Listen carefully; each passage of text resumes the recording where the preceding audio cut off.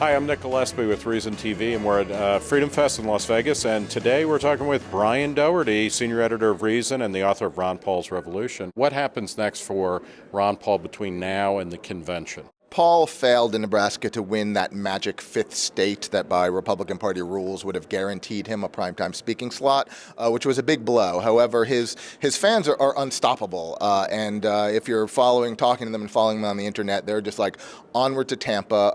There will be hundreds of them on the convention floor. They're going to continue to attempt to influence the platform, which is an iffy proposition in my mind, because I think in the modern era, most people have no idea what the platform even says, but it's something they're trying to do.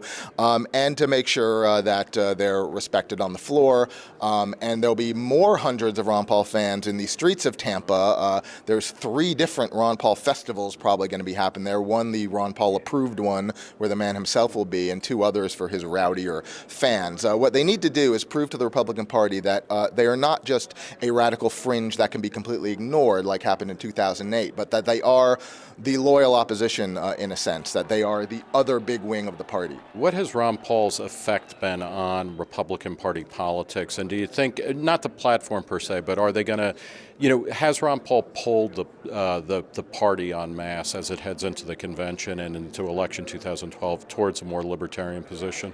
On one issue he has unequivocally, which is his pet issue of monetary policy and anti-Fed agitation, an issue that had no traction whatsoever until 5 years ago, and now he can get every Republican in the House and plenty of Democrats to vote for audit the Fed bills. That's something that probably will define the Republican Party moving forward. On fiscal policy, certainly Republicans continue to talk like Ron Paul, but when Romney was asked about the $1 trillion in 1 year spending cut that Ron Paul's proposed, he sort of openly mocked it, and in this kind of Keynesian analysis said, the economy would tank if the government stopped spending $1 trillion a year.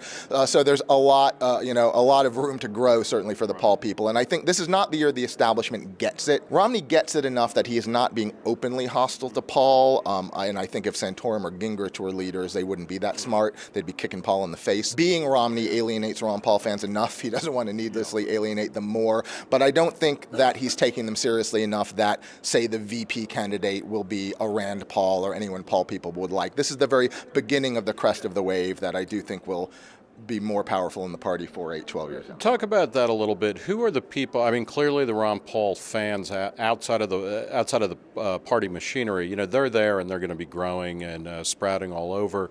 In the party, who are the people, down the road in 2 years and 4 years and 6 years that you think will be carrying the Ron Paul mantle as the congressman retires from public office? The 2 most prominent ones are, of course, in the Senate, his son Rand, who is playing a very delicate balancing act, trying to keep the Ron Paul base while also trying to not alienate your sort of red meat talk radio Republicans in the way his father does. Do you think he's been successful in doing that?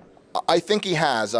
He definitely angered the Ron Paul hardcore with his Romney endorsement. I think he was probably smart, actually, to get it out of the way so early. I misunderstood that strategically at first. I didn't get why he did it so quick, but I think he did it just to get it as far behind him as possible. And then he started doing a lot of things to win them back over, and I think he probably will. In the House, of course, we're hoping that Justin Amash can keep his seat. He was redistricted, so he has a fight, but he is almost more Ron Paul than Ron Paul in some ways. If he keeps his seat, he'll be the Ron Paul moving forward. And I don't think 2012 is going to be the year that a lot of new Ron Paulish Republicans win, but a lot of them are running, and it's just something you have to keep building momentum, and hopefully in 2014 we will see some more results. Well, Brian Doherty, author of Ron Paul's Revolution and senior editor at Reason, thanks for talking to us.